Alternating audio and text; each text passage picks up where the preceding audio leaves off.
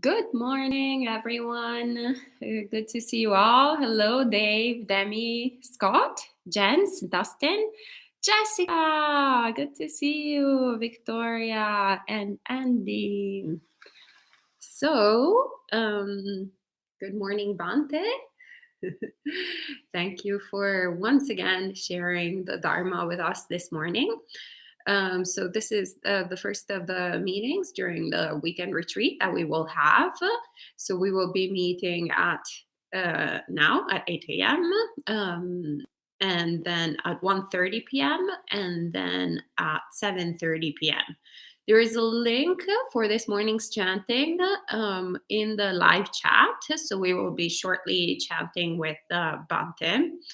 And Perhaps I'll pass it on to Bhante so he can give some instructions on what to expect during this retreat and some kind of guidance on the weekend. And good to see you, Sally and Ella and Joe and Rupa and Catalina. Yay! All right. So, welcome everyone. So, this weekend we'll be practicing together separately. The way this will work is that we'll be meeting 4 times a day, actually. So, 8 a.m. today and tomorrow. Then at what time are we doing the afternoon talk? 1:30. 1:30. Then at 1:30 for another talk. Then at 6 p.m. for chanting. No evening chanting. Nope, we're doing it No. at 7:30 p.m. With Together we're trying with a the new talk. format. Okay, so just 3 times a day then. Yeah, 3 times a day. Okay, 3 times a day. So 8 a.m., 1:30 p.m., 7:30 p.m. And between those times, you're encouraged to try to do as much meditation as you can. So we're not together as a group to enforce a schedule together. So that means that instead you get the opportunity to develop the power of self-reliance, of self-direction. And for many people, this is one of the most difficult things to cultivate in a Buddhist practice, which is the ability to keep yourself practicing diligently when there's no external support. So when you go to a retreat at a retreat center, or you go and you stay at a monastery with a schedule, then you just follow the schedule because there's a group of other people who are also following the same schedule. And that gives you that feeling of just going with the flow, of just going along with a pre-existing setup. But when we're practicing in isolation like this, we don't have that option, which means that we need to develop the ability of keeping ourselves on track. And this can be very challenging because you'll notice that you're tempted to doze off, or you're tempted to get up early from the meditation, or you're tempted to go and take a nap. I'm certainly tempted to go and take a nap. Or you're thinking about going and having a piece of toast, and I can't do that because I don't have a toaster. Or I'm still thinking about toast. I don't know why. That's interesting. I'm supposed to talk about anger, but that seems improbable this morning. Or very commonly, we're just not interested. It's like, oh, well, I'm supposed to be meditating, but so then we have to learn how to rouse interest, to build up our enthusiasm. It's like, no, wait a minute. I have the opportunity to cultivate the mind of awakening. Why would I throw this opportunity away? Why would I waste this opportunity? Why don't I make the most of this precious opportunity? Get as much out of it as I can. So this weekend, you'll have the opportunity to cultivate that power of self-directed practice, that power of self-determined practice, awakening within yourself, resolution and determination and striving, and really doing the best you can. And of course, we each have our own living conditions. So here at the monastery, we have a monastery, which is great conditions for practice for the most part.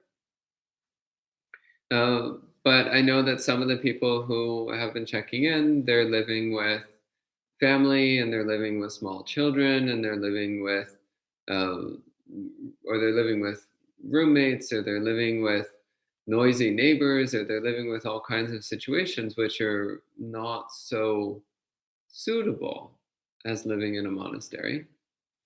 But we make the best of it. We do the best we can. Whatever conditions we're in, those are the conditions that we practice in. Instead of wishing we were somewhere else, instead we ask ourselves, how can I practice in this situation? How can I make the most of this? How can I develop a mind which is alert, awake, and undisturbed? So, Ayasoma and I will be talking in more detail about how to work with the mind over the next couple of days. But first, we're going to start by doing some traditional Buddhist chanting. And we'll be chanting uh, homage to the Buddha. So it's Namo Tassa Bhagavato Arahato Sama Sambuddhassa. We'll be chanting that 3 times. Then the 3 refuges, so taking refuge in Buddha, Dhamma, and Sangha. Then the 5 precepts. So the 5 precepts are the foundation stone of Buddhist morality and therefore of Buddhist practice. And if you don't normally follow the 5 precepts, well, take them just for the weekend. So just for the course of today and tomorrow, follow the 5 precepts.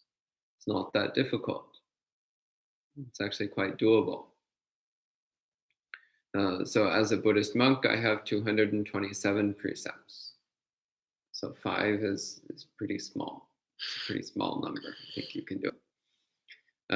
So 5 precepts for 2 days, not such a big deal. Not such a big deal at all. Or if you already have a long-term commitment to the 5 precepts, then taking them today is a reminder. This is one of the things in Theravada Buddhism that I find really helpful is that people are encouraged to constantly retake the precepts. Doesn't matter how many times you've taken them, you take them again. It's constantly refreshing them in our minds, constantly refreshing our determination, constantly renewing and building up our determination to live a life guided by principles of morality, guided by principles of wholesomeness, principles of goodness. Then after the 5 precepts, then we'll chant the recollection of Buddha, Dhamma, and Sangha, the qualities of Buddha, Dhamma, and Sangha. So this is something which brings joy to the mind and reminds us of what we're doing, reminds us of why we're doing what we're doing. So it reminds us of the awakened being, the Buddha, the person who, through sincere, ongoing effort, managed to attain enlightenment by himself without any help. And the rest of us are having a damn hard time of it, even with a lot of help. So it's really amazing that he attained enlightenment without any help at all. Just fabulous.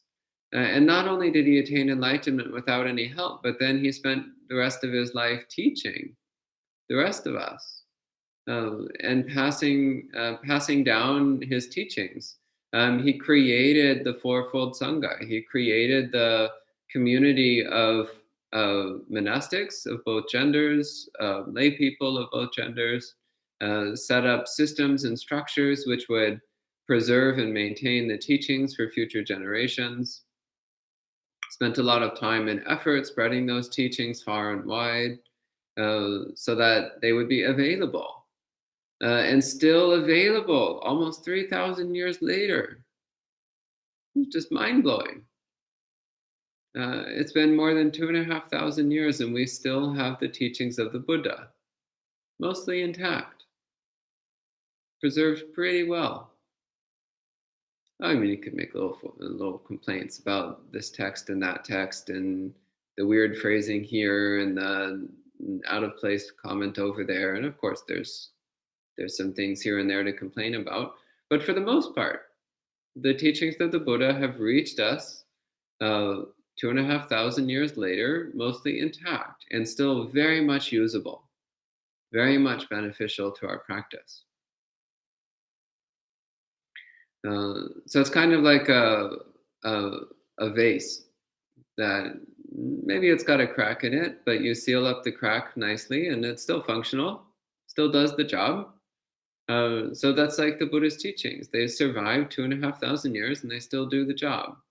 So we don't let our little complaints and disappointments stop us from appreciating what we have, appreciating the teachings of the Buddha, appreciating the fourfold Sangha, appreciating the community of monastics and lay people, the community of female and male practitioners who come together to support each other in practicing these incredibly valuable teachings.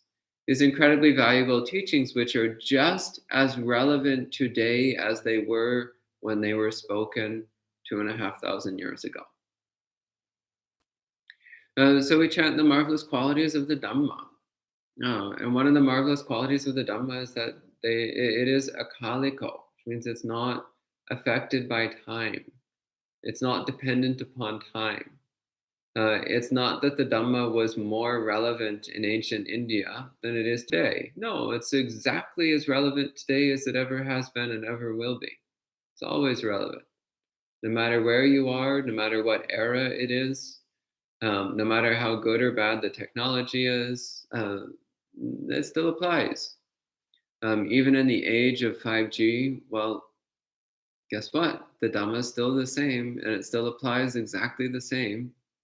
Even in the era of smartphones, well, guess what? Still the same Dhamma, still exactly the same principles, applying in exactly the same way with exactly the same accuracy.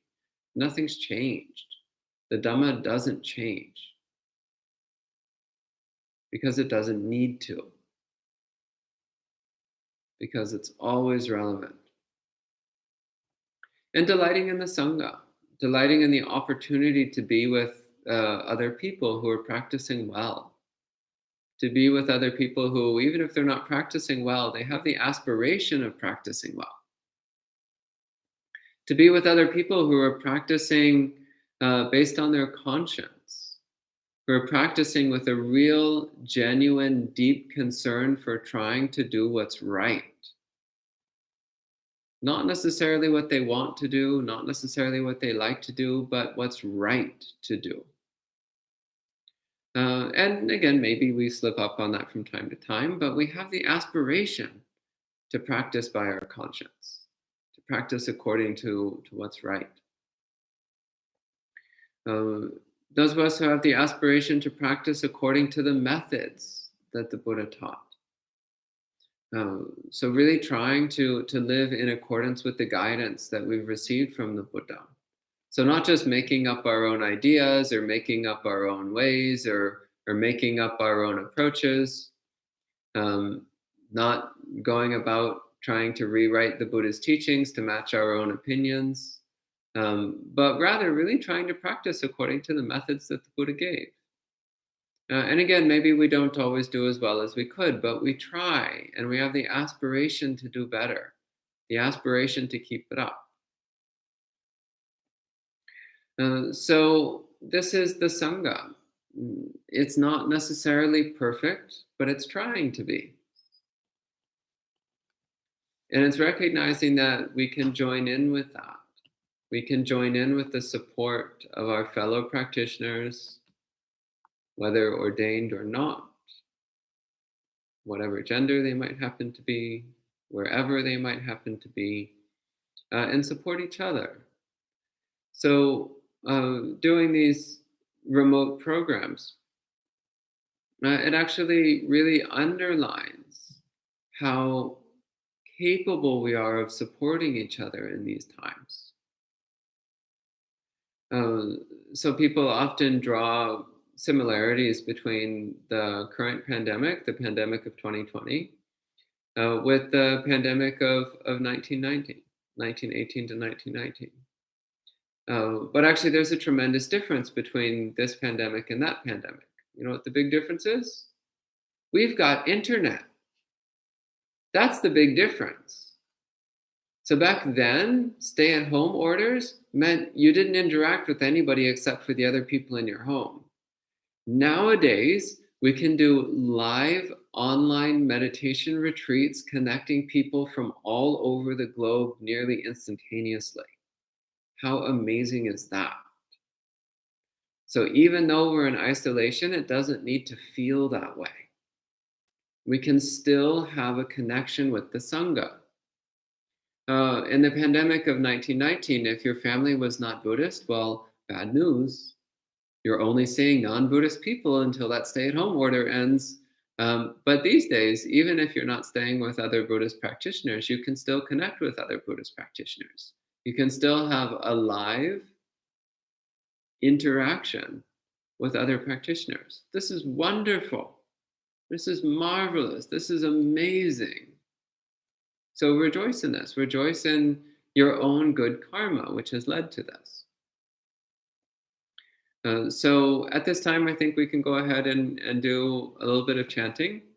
So as we do this chanting, reflect on the meaning of the words and also try to bring up a genuine sense of devotion, a genuine sense of respect and gratitude and affection for Buddha, Dhamma, and Sangha. So really cultivating a deep sense of love and appreciation for Buddha, Dhamma, and Sangha. So at this time, we'll turn towards the altar and I'll ring the bell 3 times. So with each sound of the bell, we'll do 1 bow. And then after that, we'll do the chanting again, Namo Tassa, 3 refuges, 5 precepts, and the recollection of Buddha, Dhamma, and Sangha. Okay.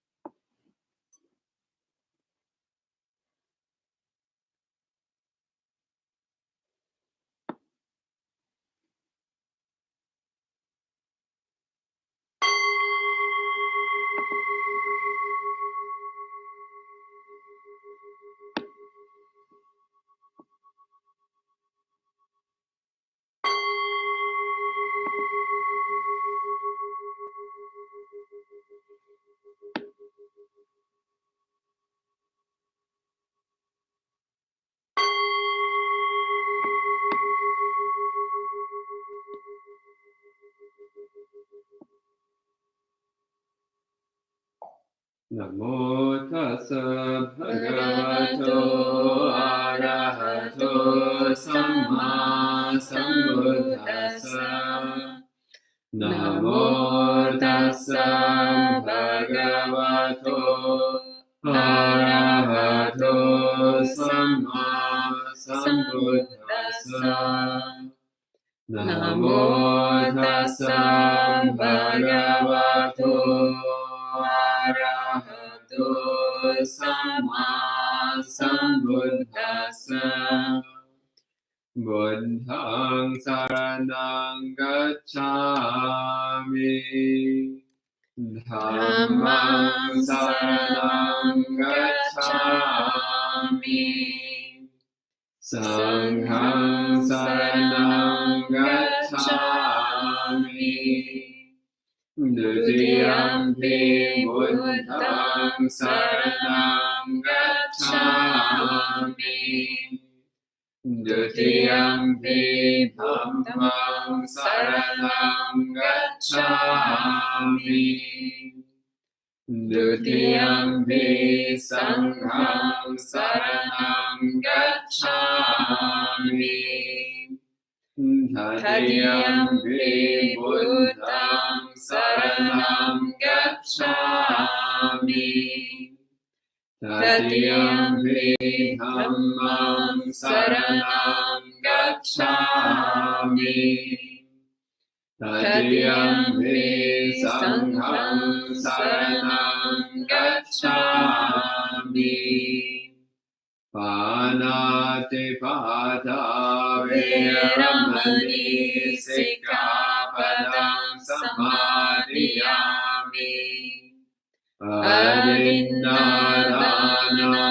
Veramani Sikkhapadam Samadhiyami Kamesu Michachara Veramani Sikkhapadam Samadhiyami Musavada Veramani Sikkhapadam Samadhiyami Suramera Majjapamadartana Veramani Sikkhapadam Samadhiyami Yamani Pancha Sikkhapadani Samadhiyami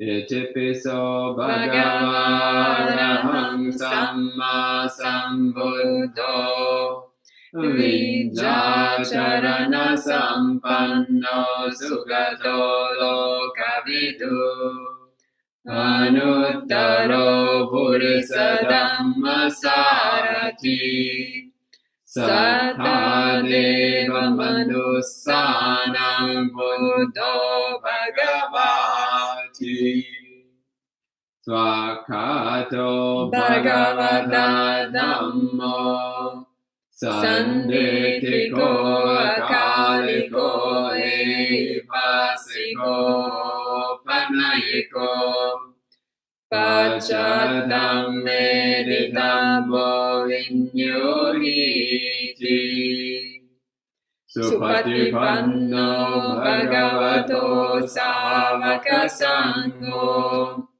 Ujupatipanno Bhagavato Savaka Sangho Nyaya Patipanno Bhagavato Savaka Sangho Samici Patipanno Bhagavato Savaka Sangho Yadidam Chattari Purisa Yugani Atta Purisa Bhugala Esa Bhagavato Savaka Sangho Ahuneyo Pahuneyo Dakineyo Anjali Karaniyo Anuttaram Punya Ketam Lokasati.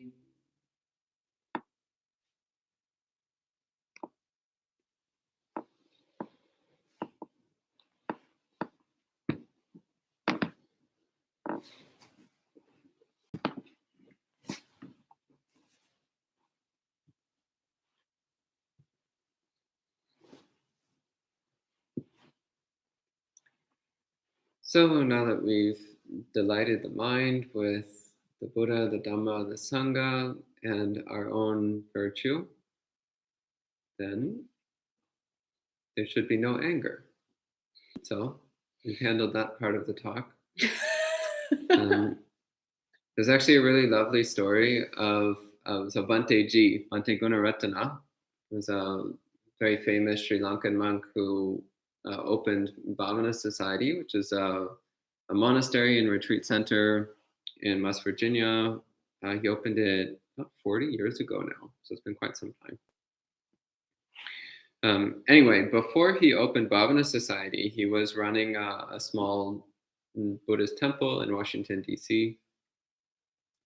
And at one point, while he was running this temple, one of the prominent lay people who were supporting the monastery became very upset with him and called a meeting to basically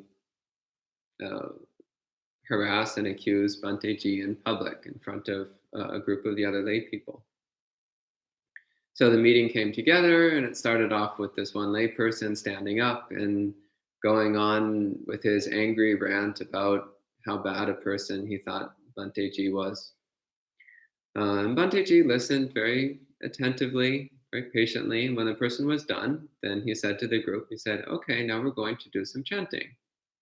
So we got everyone to come together and chant Namo Tassa and take the 3 refuges and take the 5 precepts and chant the recollection of the Buddha, Dhamma, and Sangha. And by the time they got through all of that, the anger had dissipated. And the person who had all of his nasty, harsh comments to say didn't have anything to say anymore. So there really is power in recollecting the Buddha, Dhamma, and Sangha.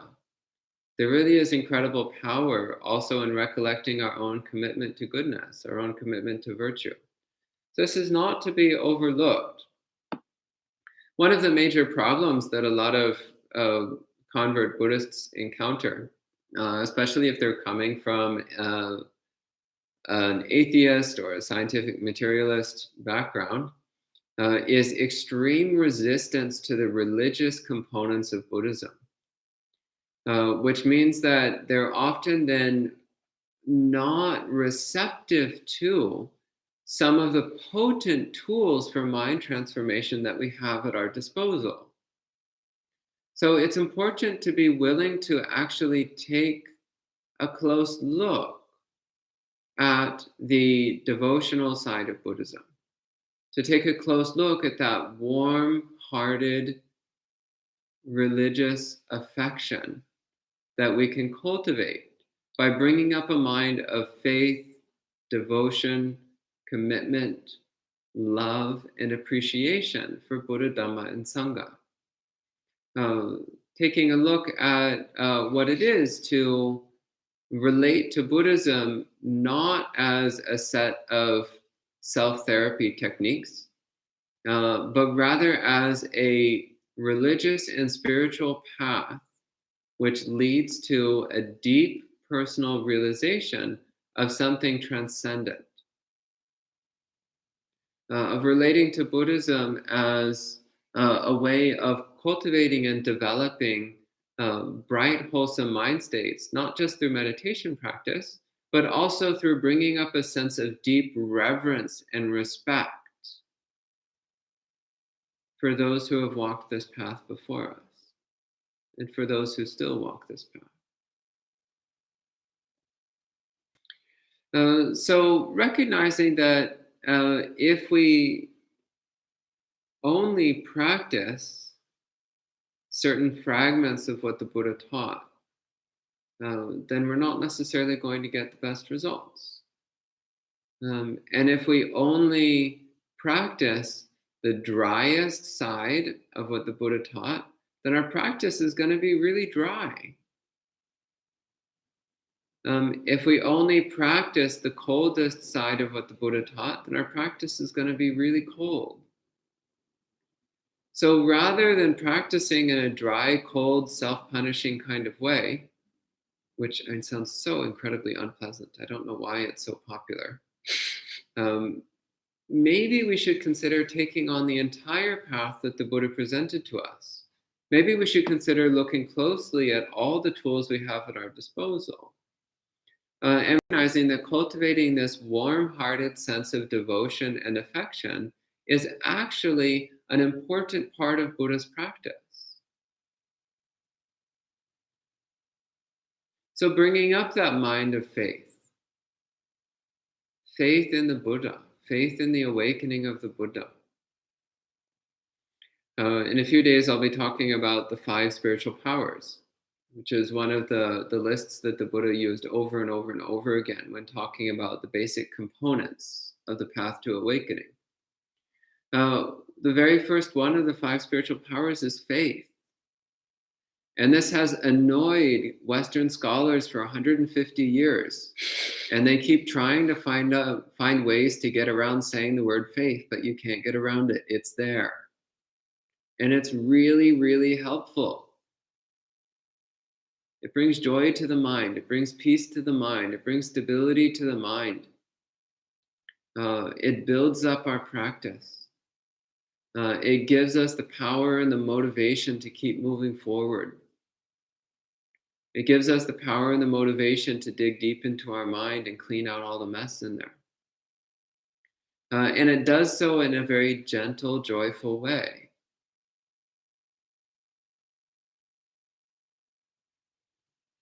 But it means that we have to be willing to cultivate faith. We have to be willing to cultivate devotion. We have to be willing to build up actively a warm-hearted affection for a person we've never met.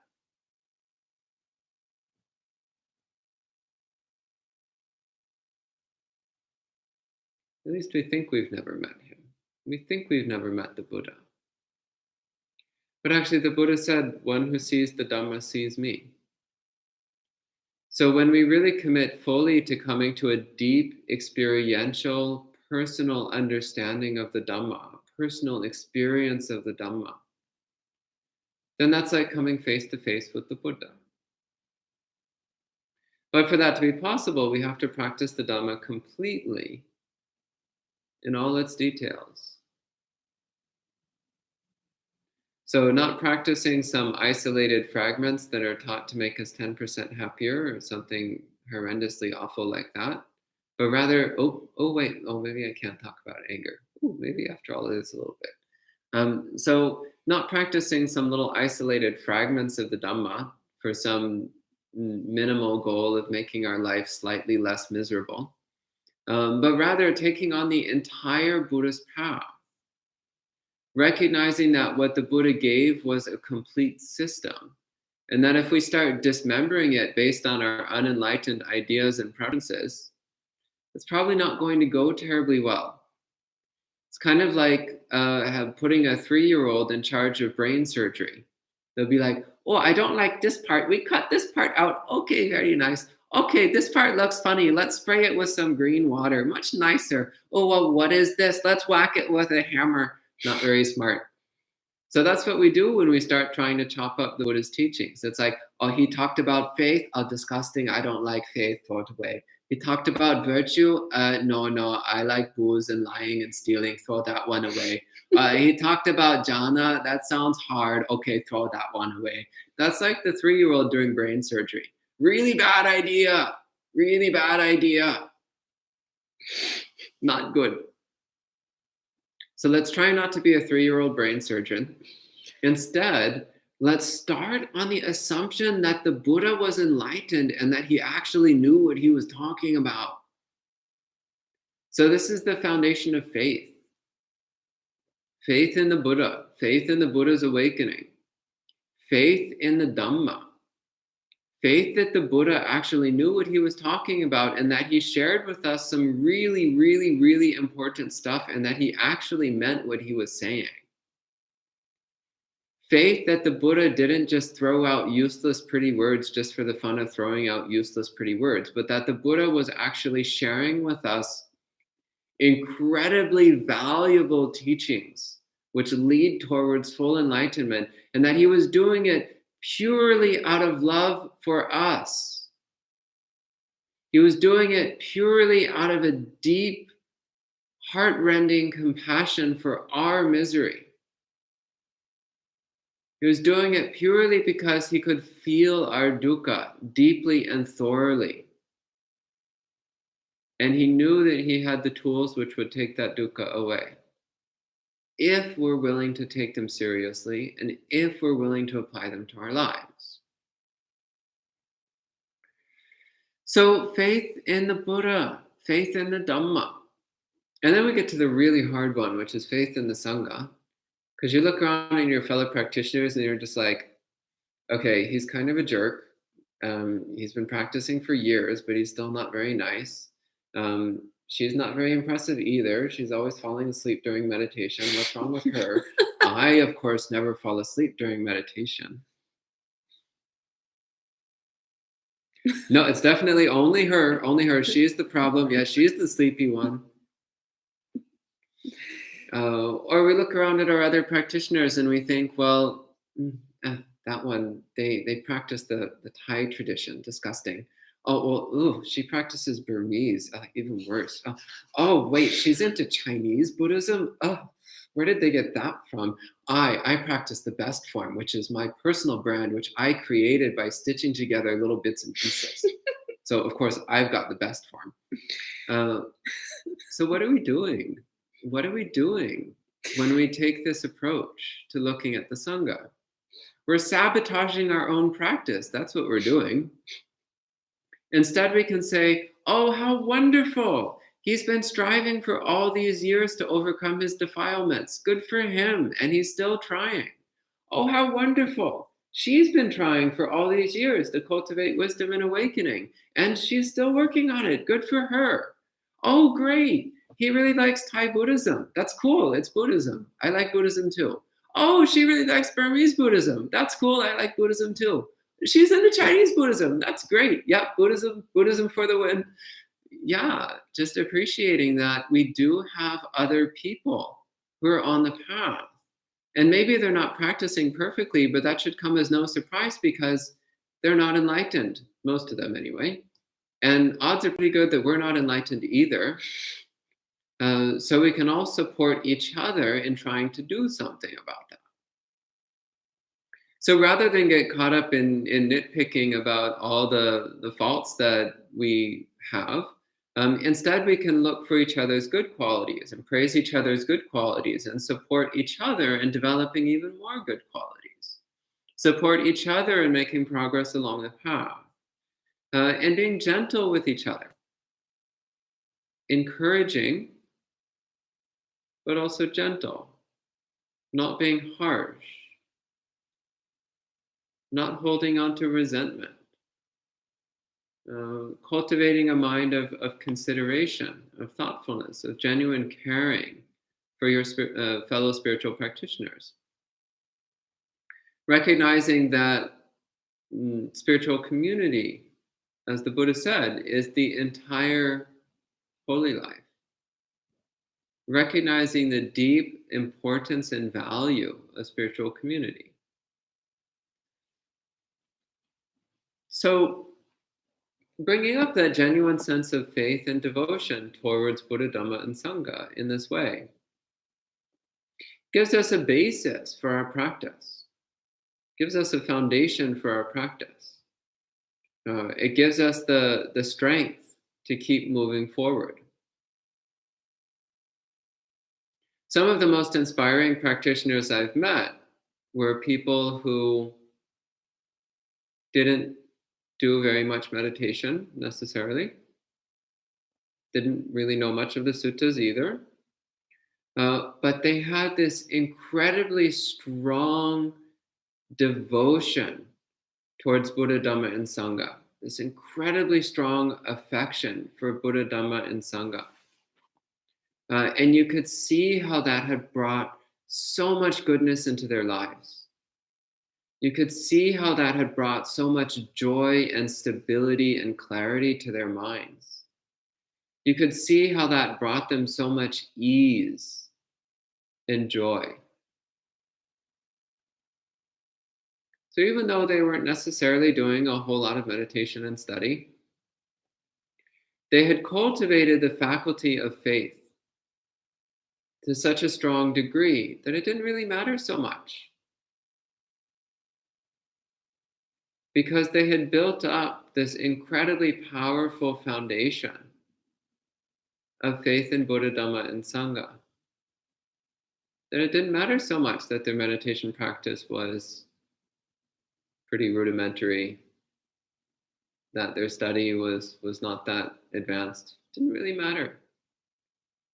Because through the cultivation of faith, they were able to develop the other qualities of the path much more easily than those of us without such strong devotion.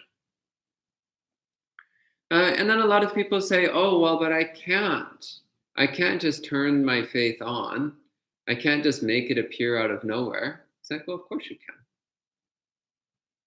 When you bow to the Buddha, make that an opportunity to actively cultivate a sense of devotion, affection, and respect for the Buddha. And if you're not bowing to the Buddha, it's time to start.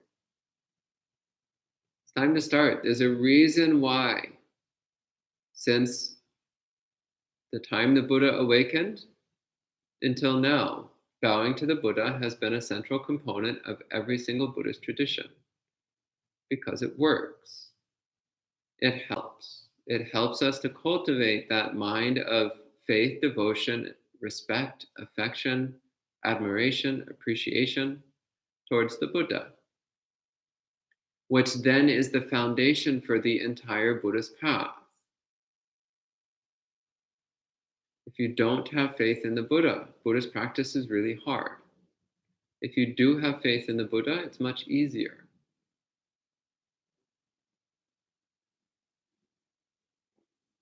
So really making an effort to cultivate that, to build it up. So bowing to the Buddha, not just as some mechanical exercise that you do because the monk says you have to do it, but bowing to the Buddha as an opportunity to cultivate that deep sense of faith, devotion, admiration, gratitude, and affection towards the Buddha. And the same with the Dhamma, same with the Sangha. So not just taking the Dhamma in this kind of casual way of like, oh yeah, it's some nice teachings and okay, that one's okay, but I prefer the more like flowery, cute, poetic stuff. I don't like all this technical mumbo jumbo. I like the poetry. Well, no, I don't really like the poetry. It's too fancy. It's too complicated. I'm not really big on that either. I just like reading books by contemporary teachers and actually, the books by contemporary teachers aren't that great either. So sometimes I read an article on one of the Buddhist magazines, but actually I don't really like those either. So realistically, I just don't really study at all. But it doesn't matter because my opinions are always correct. So I just study my own opinions because they're always right. Isn't that great? So this is another wonderful way to sabotage our practice. So instead, cultivating a deep sense of faith, respect, admiration, affection for the Dhamma. So the Dhamma is preserved in the suttas. And by the suttas, I don't just mean the Pali suttas. Also, the Mahayana sutras are filled with all kinds of wonderful wisdom as well. But really coming back to those primary sources, because that's how we have our closest connection with the Buddha's words. We don't necessarily have anything which we can say is definitely 100% certain, verbatim, word by word quotes from the Buddha. But the closest you can get is in the suttas and the sutras. That's the closest you can get to having direct quotes from the Buddha. Much of it might actually be direct quotes from the Buddha. Hard to say for sure, but it might be. But whether it's direct quotes or not, you can feel the flavor of the Dhamma running through it. You can feel the essence of the Buddha's teachings running through it. So cultivating that genuine faith, respect, admiration, affection for the Dhamma itself, for the teachings of the awakened ones, the timeless, transformative teachings of the awakened ones, teachings that we can apply in our own lives, teachings that we can confirm for ourselves through direct experience if we take them on. So there's a number of ways that we practice that. So one of the examples is in Buddhist monasteries, commonly it's a rule that you don't leave sutra books on the floor. And part of this is a very practical thing. If you leave a book on the floor, it's more likely to get damaged. Somebody spills a cup of water and, oh, so much for that book. Somebody comes in with dirty feet and, oh, the book gets dirty. So it's very easy. Or more commonly around here, you leave the book on the floor and then the cat comes and sits on it. So you don't leave the sutra books on the floor. This is a pretty common rule. But that's also because we have such deep respect for the sutras that you always want to make sure that you put the sutras in a place of respect. You put them somewhere where we will look at them with affection. We'll look at them with appreciation. So actually, one of the best places to keep your sutra books is on your altar, together with your Buddha statues. Somewhere where it reminds you that these are objects of veneration. They're not just ordinary books. So you don't keep your sutra books side by side with your novels in your fashion magazines. You place them somewhere where they command respect, because that's what they're worthy of. And similarly, we cultivate a deep respect for the Dhamma. So not mocking the Dhamma or taking it lightly in our speech, in our conversations, or in our thoughts.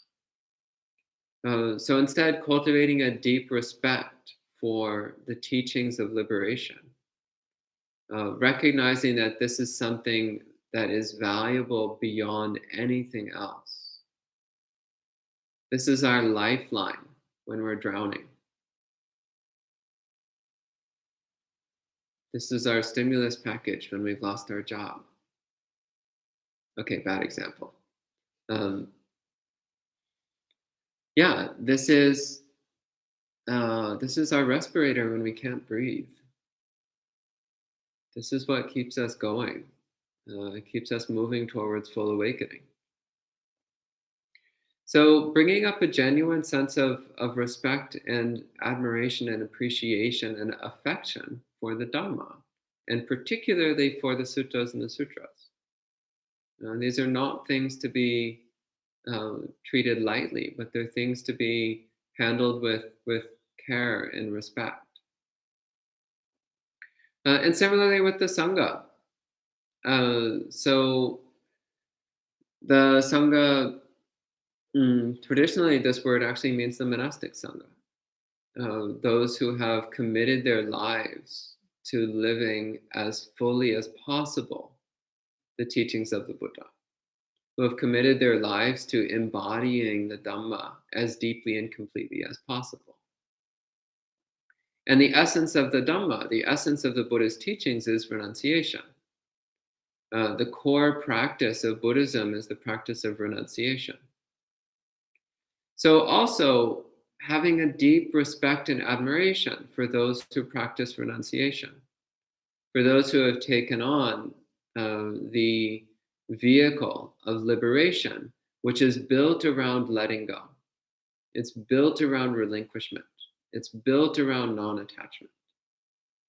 So even if that's not a path that you've chosen for yourself, at least not yet, still cultivating a deep respect, admiration, and affection for those who do, for those who have made this their vehicle, for those who have chosen to set aside ordinary worldly ambitions and goals and comforts and pleasures in order to commit as fully as possible to the teachings of the Buddha. And of course, recognizing that not every monastic is perfect. In fact, it's awfully hard to find one who is. And if you go into a monastery with a fault-finding mind, you'll find lots of things to complain about. But recognizing that doesn't do any good, does it? Of course, you can find things which are less than perfect. Of course, it's not surprising. Most of the people in the monasteries that you meet are not going to be enlightened. They might eventually, but usually not when you meet them. Most of them are not enlightened. So you'll find faults and such things. But if we go with a fault-finding mind, then all that does is weaken our faith, our respect, our appreciation for the Sangha.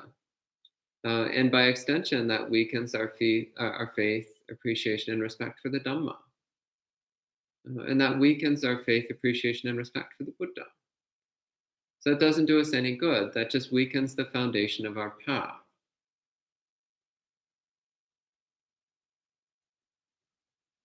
So instead, cultivating a deep respect for at least the ideal of the monastic Sangha.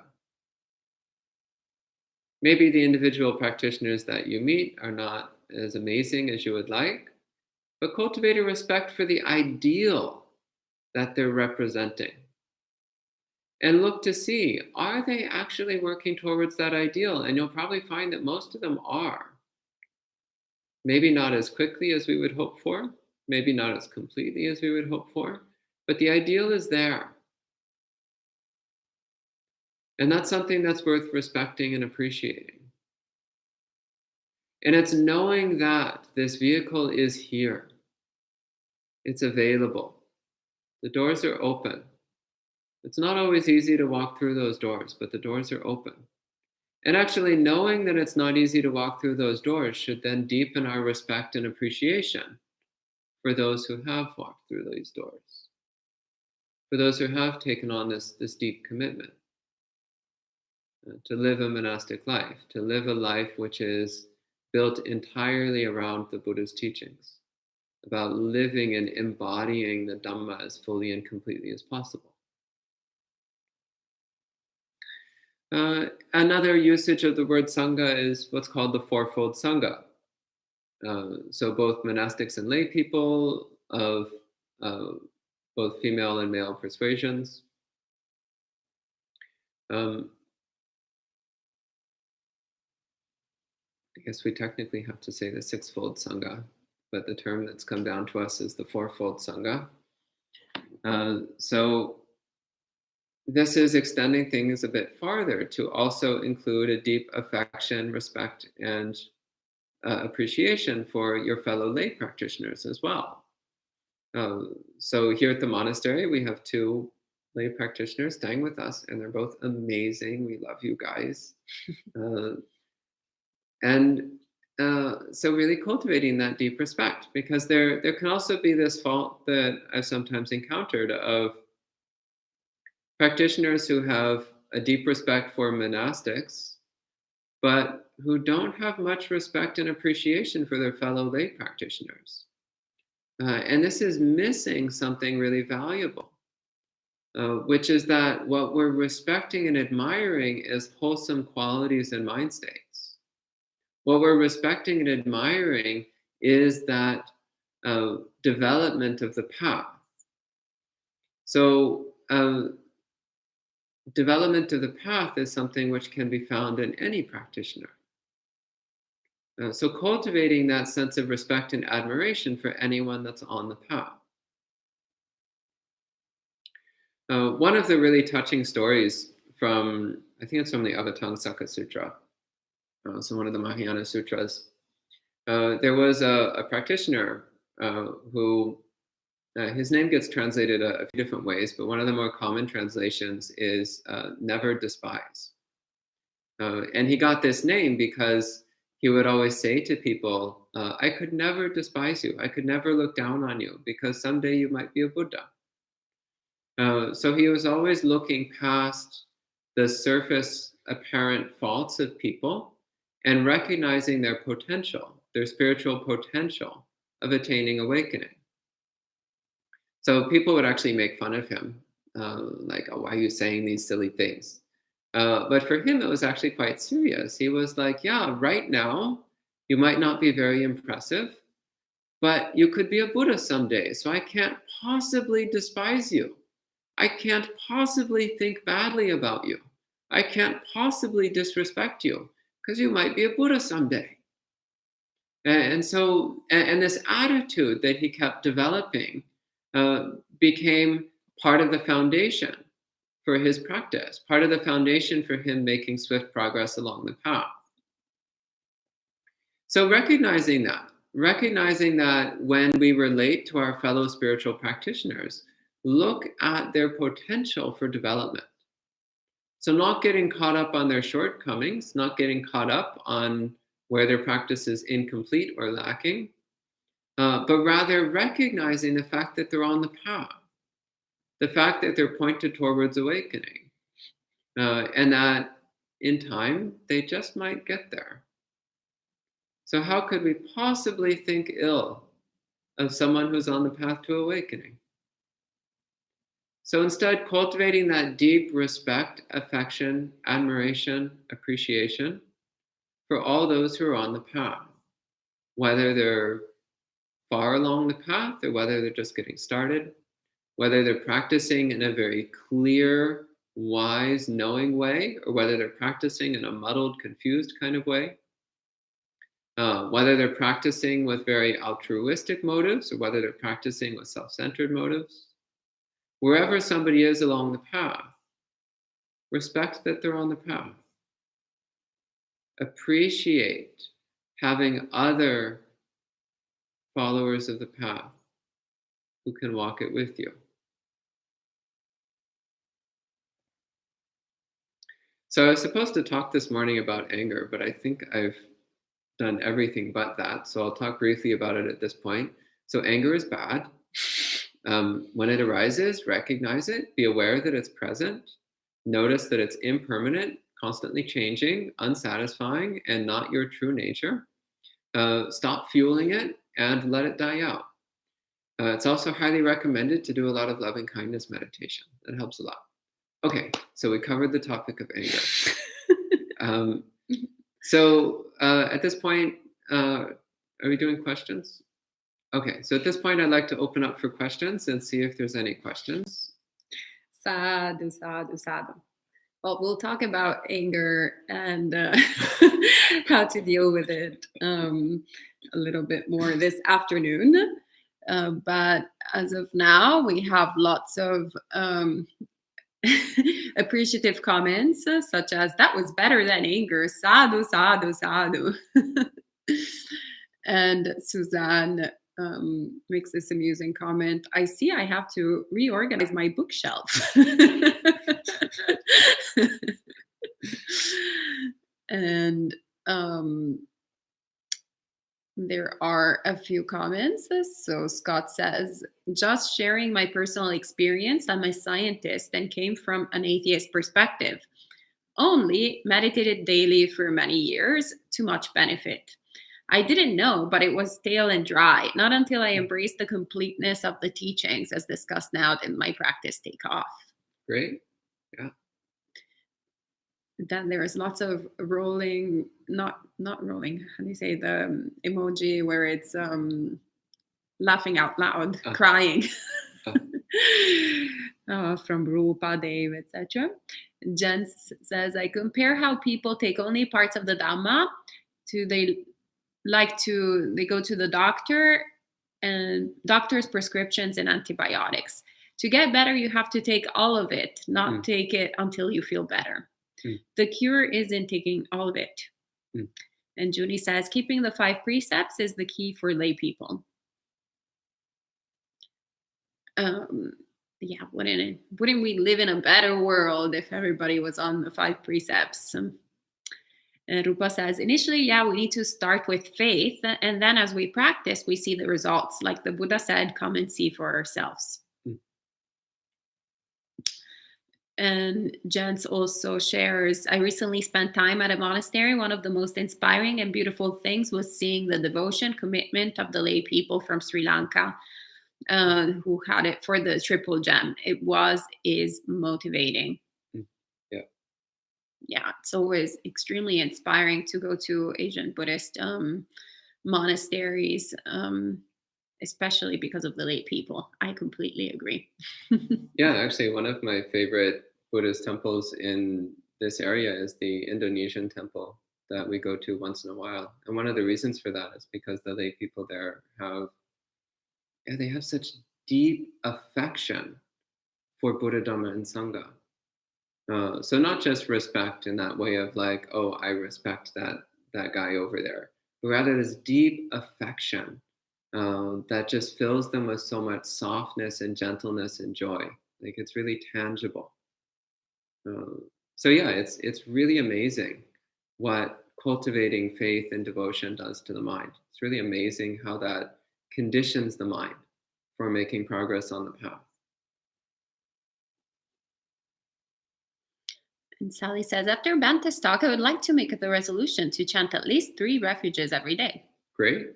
That's easy. It takes about 20 seconds, as you've noticed. And Rupa says, "Definitely seeing the monastics and nuns practicing enforces my practice and encourages me. Thank you." And then she asks, so bhikkhu, bhikkhuni, layman, laywoman, that is the fourfold sangha. What is the sixfold? Well, because for the sake of completeness, we can include transgender people. So that would make 6. But traditionally, we say the fourfold sangha. Okay. And Asereko says, good morning, Bhante. Thank you for such a great Dhamma talk. Could you please recommend a Buddhist devotional book that could be read daily to increase faith and devotion in the Triple Gem? The Pali Canon? Anything else? No. There is also, which is actually all based on the Pali Canon. If you just want a devotional chanting book, I believe on lulu.com you can go and find Bhavana Society's chanting book. So the chanting book that they use at Bhavana Society with Bhante Ji.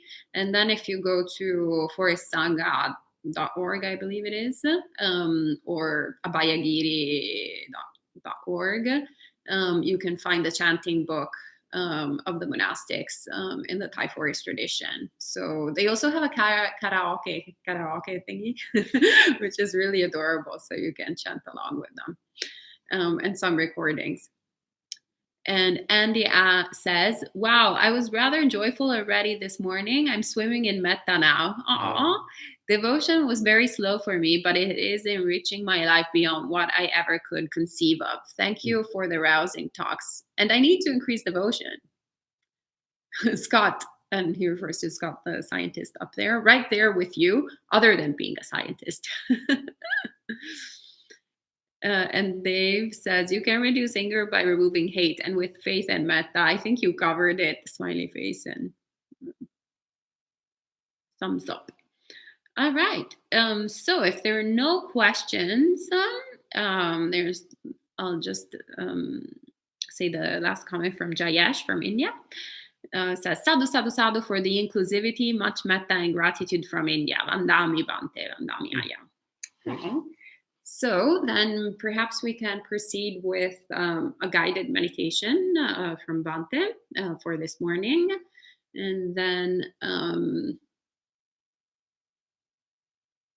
Bhante will give some instructions on how to proceed with the practice today. I don't know if it's helpful for people. There could be also the option, I'm presenting it right now to Bhante, let's see how he feels about it, of keeping the video on while we're doing walking meditation and sitting meditation. Perhaps it's helpful for people. We can ask them. Maybe this afternoon. That might be worth doing for a period of time this afternoon. But I think this morning we'll just do the guided meditation and then close at that point. All right. But maybe this afternoon we could try that. All right, sounds good. And Sally says, when talked with relatives who don't have much faith in the Triple Gem, I'm afraid my writing about the Dhamma might trigger them to make negative comments on the Triple Gem. What should I do?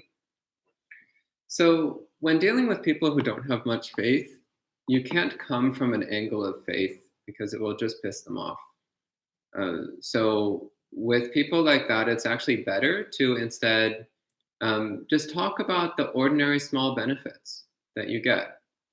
So the 10% happier approach actually works with people who have zero faith. So talking about the tangible benefits, you're just like, oh, since I started meditating a little bit every day, I'm a lot calmer and I'm a lot happier. It's really nice. And you can mention, oh, and they've done studies in psychology, because atheists usually like that science stuff. So you can be like, oh, so your priests, you call them scientists, your priests believe that meditation brings tangible benefits such as increased happiness and reduced cortisol levels and heightened dopamine. If you use all those like fancy science words, then they'll believe you. So it helps if you can give them links to research studies and so on. But ultimately, it comes down to your own experience. You're just like, yeah, I do a little bit of meditation every day, and it's made me a lot calmer and happier. And there's research studies which show it's that way for most people. But if instead you're like, oh, I love the Buddha, I have so much faith in the Buddha, you should too, then they'll just be like, uh, good for you, I think. It's not going to go over well. Uh, yeah, so emphasizing, yeah, the tangible benefits that come from having a little bit of a ongoing mind training routine. There's a reason why most convert Buddhists get into the practice through meditation. It's because you can start doing it without needing faith. And as you practice it and you get benefits, then you start to develop a little bit of faith naturally. Then once you've got a little bit of that natural faith coming up through practice, then you can actively cultivate faith. But it's hard to just go directly in through the faith door. If you don't already have some faith, then that door is really hard to walk through. Okay? Thank you. And Key is asking, what is the monk chat session this evening? So just a recap of the schedule today. So right now, after Bhante will answer a few of the questions that popped up on the live chat, he will be guiding us in meditation, and then you will be practicing by yourself, and then we'll be meeting after the lunch break.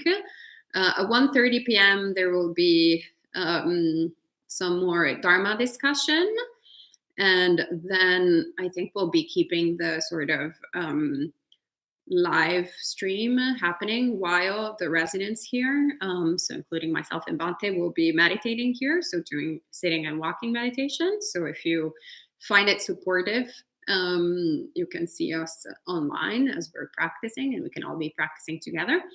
And then at 5 p.m. we will have our usual break. So from 5 to 6 p.m. there will be a break, and then you can practice by yourself from 6 p.m. to 7:30 p.m. And at 7:30 p.m. there is what we call monk chat. So it will be a period of, we'll be starting with chanting. So doing the chanting the Ratana Sutta.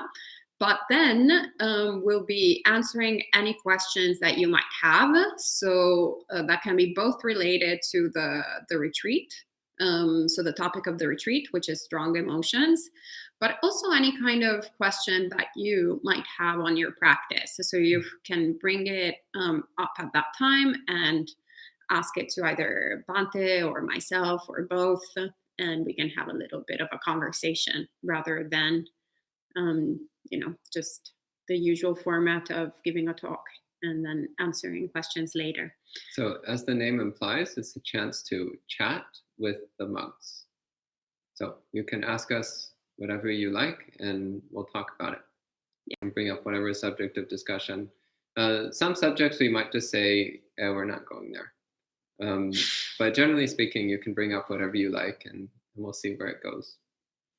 Yeah, so this weekend is a little bit of a different format from the weekend retreat that we did last week. So we're trying things out to see what works for people. And then, of course, if you have any feedback, you're always welcome to share it with us and send it to info@buddhistinsights.com so we can craft the upcoming retreats with that information as well. All right. And Suzanne is asking, how do you see where you are blind about yourself? Mostly you don't, which is one of the reasons why it's really important to have other practitioners in your life. So other people who can gently point out to you where you still need to do some more work.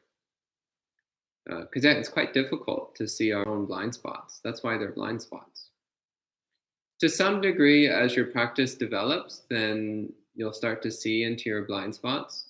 But it's much more effective to practice with other people, have interactions with other practitioners, because they'll usually see our blind spots much sooner than we will. And if we have a relationship with them, a supportive relationship with them, then they'll point it out to us. When the time is right, when the place is right, they'll be like, friend, I care about you. So there's something that you might want to work on because it will help you in your practice. Or you can ask them. You can ask your fellow practitioners. You can ask, what is it that you think I could work on? What is it that you see in my practice that you think needs to be improved? And so that requires placing yourself in a position of vulnerability, because people might say things that you don't want to hear. But if you recognize that what they're pointing out is not you, it's just defilements, then you can receive that advice with gratitude, and it can help you know the way forward. And Sally says, for someone actually to care about the triple gems and see something that can be improved, how to turn this into more faith that helps the path. Hmm.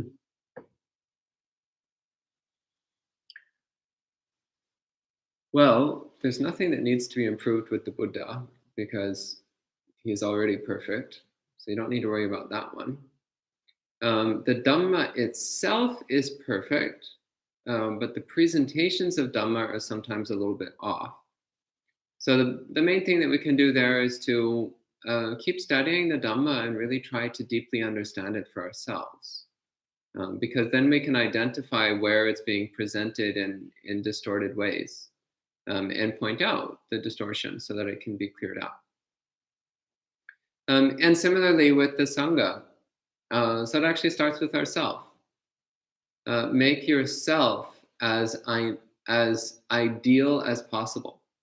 Make yourself an ideal member of the Sangha. And then look around at your fellow Sangha members and ask yourself, how can I gently, kindly, considerately help my fellow Sangha members become better at the practice? That's how. And Key says, a lot of non-Buddhists don't understand faith in a non-God. And Suzanne says, I guess I feel just because I'm a Buddhist doesn't mean I can't believe in God. I just see God differently now that it's a power, not a being. I believe whatever power gave the Buddha the ability to attain enlightenment without help is a pretty awesome power. And she just adds, I love the topic of this retreat. By the way, being alone this much for the reasons we are does bring up some very powerful emotions. Great. Yeah, thank you for your comments. I really appreciate the way that you speak about that. Yeah. All right.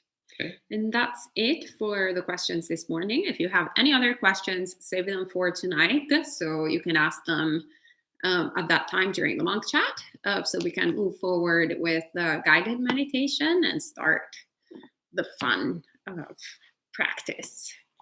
Okay, so please come into your sitting meditation posture. So once again, you place your right foot on your right thigh with the heel touching your abdomen, and then you place your left foot on top of your left thigh with the heel touching your abdomen and the toes overlapping your outer thighs. Ayasoma is rolling her eyes, as she usually does whenever I mention full lotus. Do it if you can, and you can. There's a really lovely story of a Zen master who he spent his whole life sitting in half lotus, quarter lotus. And then when he was in his 80s, he was finally like, my whole life, my body's been telling me what to do. Now I'm going to tell my body what to do. So when he was in his 80s, he pulled his legs up into full lotus and sat there and passed away sitting upright in the full lotus position. Great. So if you're not in your 80s yet, You can wait a little bit, especially because if you hurt yourself right now, you can't really go to the hospital. So perhaps maybe we can wait for after the pandemic for the experimentation of injuries. So sit in an upright, stable meditation posture. Next time you're giving the instructions.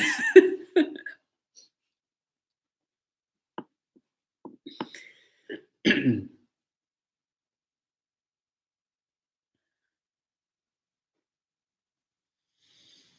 you're feeling sleepy, keep your eyes partly open and pointed down at the ground a couple meters in front of you, 1 or 2 meters in front of you.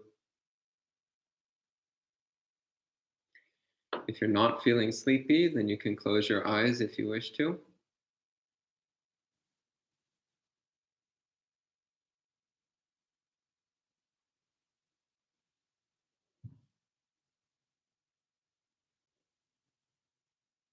Bring your hands together in your lap with the thumbs lightly touching. And take a few deep breaths. With each breath, letting the body and mind relax.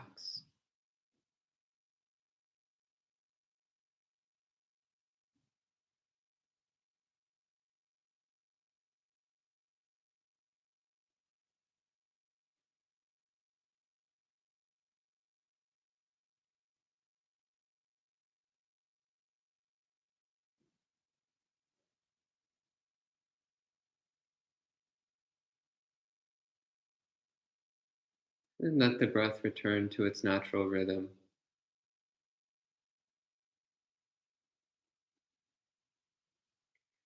And without directing the mind towards anything just yet, just feel what the whole body mind feels like.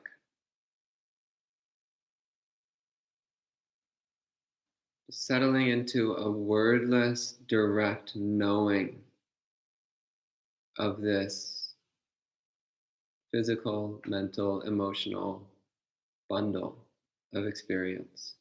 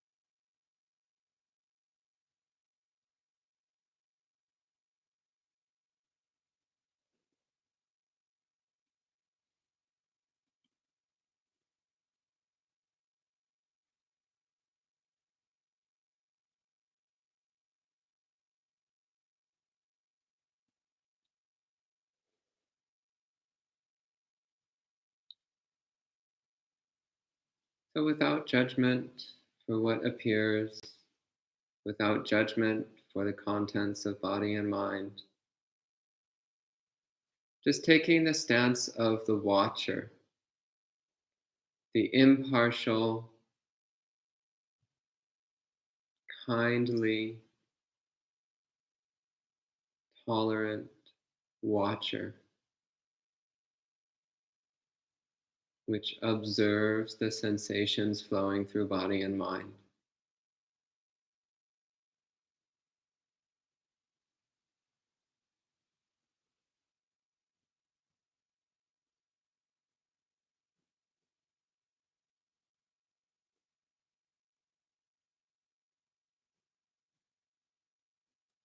So, like the loving grandparent who sits in the chair and watches their grandchildren running around and playing in the room, we take the stance of the kindly, accepting, gentle grandparent, the observer, which watches body and mind, not interfering, not judging, just observing.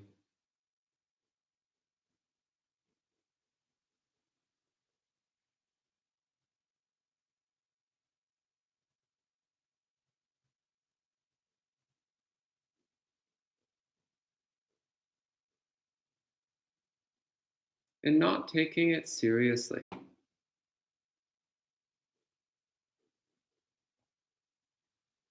Just as the grandparent knows the children are just playing, it's nothing serious, it's nothing important. But nonetheless, they pay full attention because they care. In the same way, we watch the sensations, the thoughts, the emotions, we watch them flowing through body and mind, not taking them seriously because we know it's just silly things, but also watching closely because we care.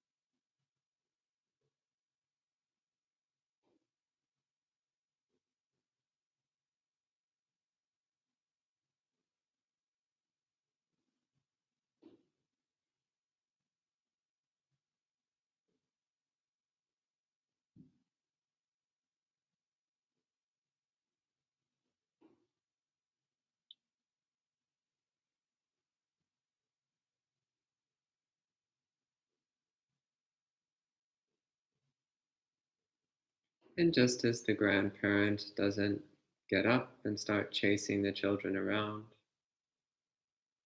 just stay sitting peacefully in the chair.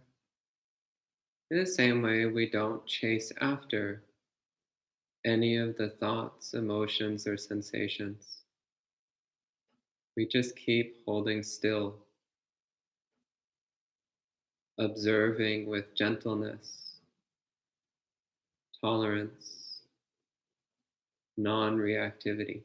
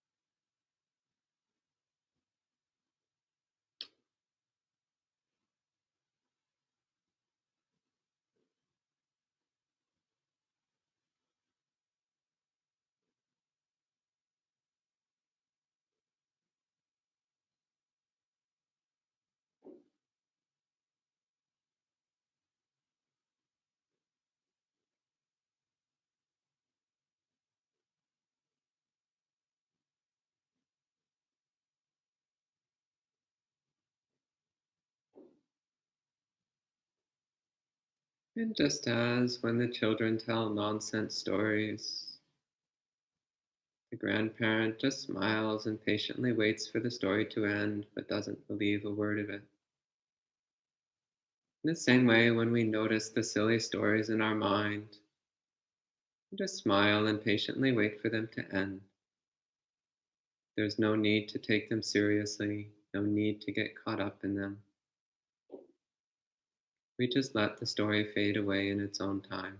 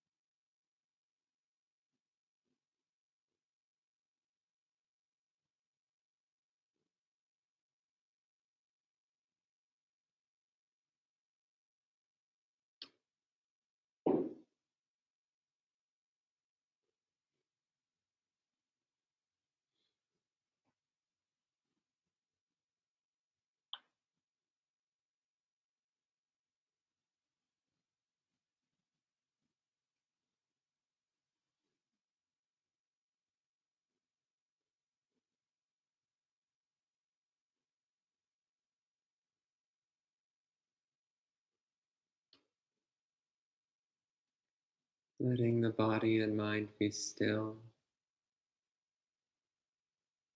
with alert, gentle attention.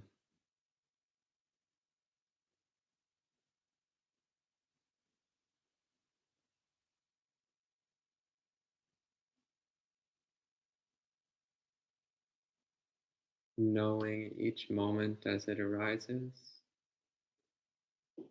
and letting it go as it ceases.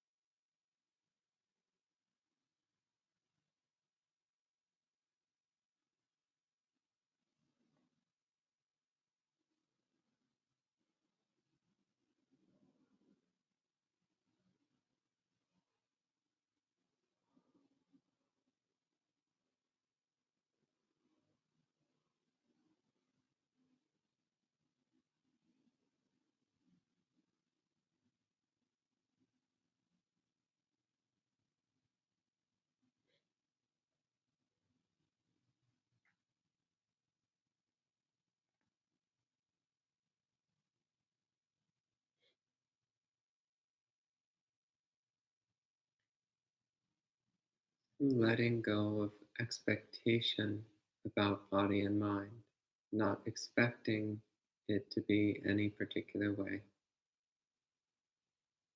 It's completely open to each moment,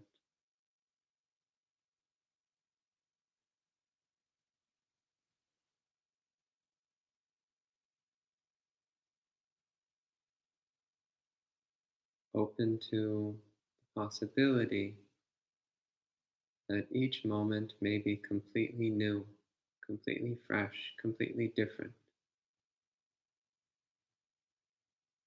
than the one before.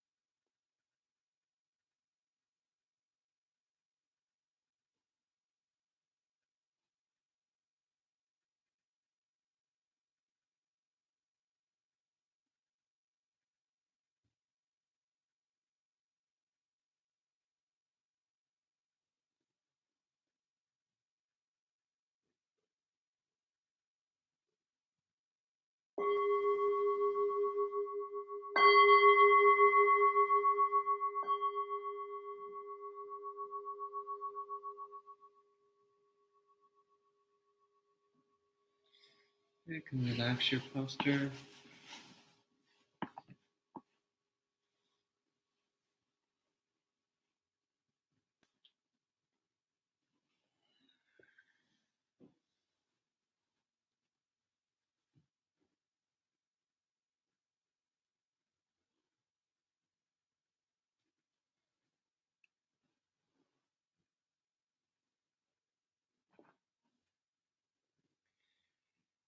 Take a moment to enjoy the peacefulness of the mind.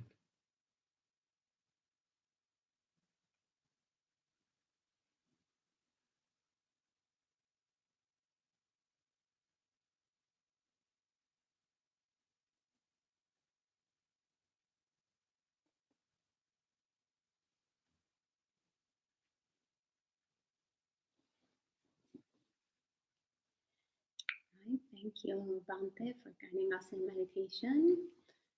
So, at this point, we will invite you to keep your meditation practice going for the rest of the morning. So, perhaps, Bhante, you want to share some advice on how to do that? Yes, you can do walking meditation and sitting meditation, and um, then at some point, maybe around 11 or so, take a break to have some lunch. Then after lunch, you can have a little rest, or if you're feeling energetic, you can continue your meditation practice. And then we'll come together again at 1:30. Great, thank you.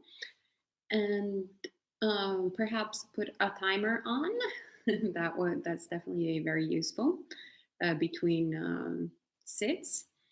And if you have any questions that arise in the morning, jot them down, and you can ask them either at 1:30 p.m. after the lunch break or this evening during the lunch chat, according to what the sort of subject matter is. All right, so have a great rest of the morning, and we'll see you all at 1:30 p.m. New York time. Sadhu, sadhu, sadhu.